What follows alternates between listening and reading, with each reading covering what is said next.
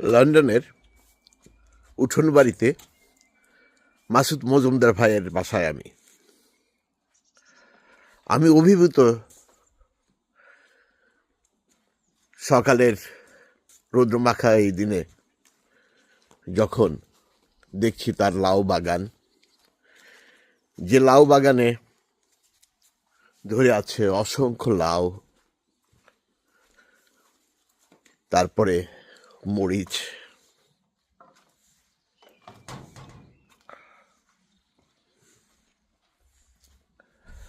সাথে শশা গাছ উঠছে, টমেটো, বিশেষ করে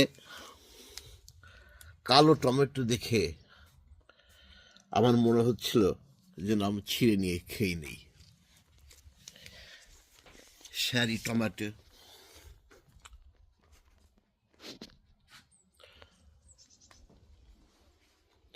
বিভিন্ন কালারের টমেটো,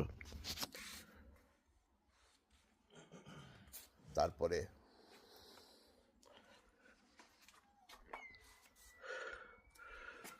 ঝুলে থাকা লাউ,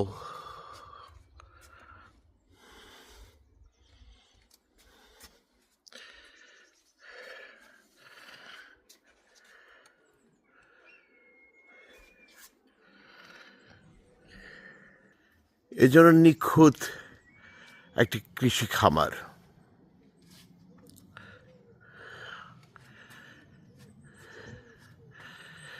এভাবে বিদেশের বাড়িতে কজন করতে পারে, সময় দিতে পারে?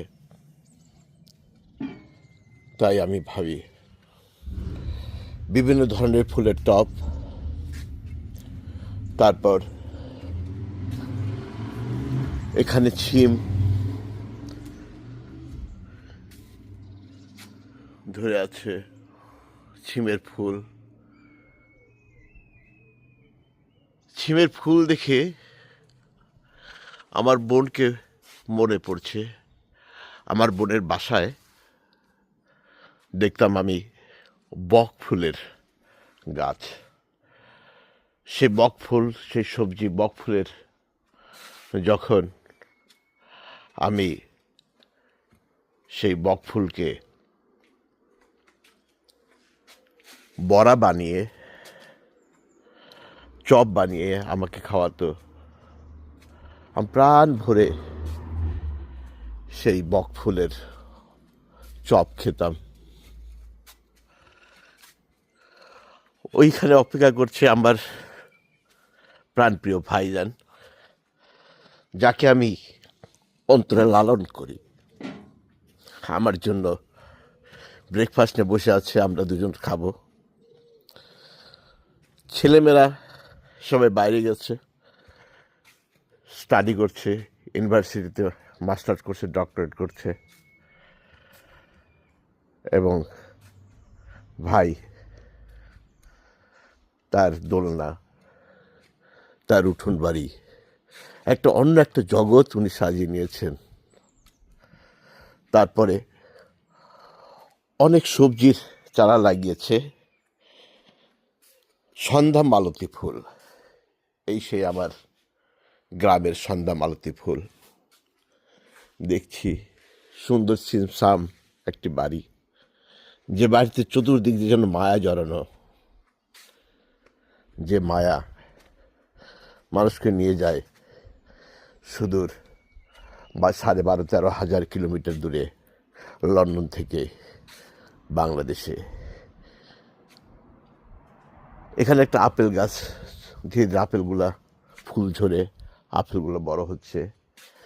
এখানে একটা পেঁয়াজ গাছ, নাশপাতি, এইভাবেই অনেক সবজির গাছ নিয়ে এই উঠোন বাগানটি। আশা রাখি আপনাদের ভালো লাগবে। যারা আপনারা বাংলাদেশে আছেন, ছাদে অথবা উঠোনের কোনায় কোথাও একখণ্ড কৃষি খামার গড়ে তুলে নিজের সৃষ্টি নিয়ে আনন্দ উপভোগ করবেন, সেই প্রত্যাশায় সুদূর লন্ডন থেকে, মাসুদ মজুমদারের বাসা থেকে আপনাদের স্বাগত জানাচ্ছি সেই একখণ্ড বাংলাদেশ। পৃথিবীর যেখানে যে অবস্থায় যে থাকুক না কেন, সে দেশি হোক বিদেশি হোক, একখণ্ড কৃষি খামার গড়ে তুলবেন। ধন্যবাদ। আজকের ছোট্ট একটি প্রতিবেদনে এ হচ্ছে আমার মাসুদ ভাইজান। ওকে, আমাদের নাস্তা রেডি, এখন নাস্তা খাবো। সবাই ভালো থাকবেন। শুভ সকাল।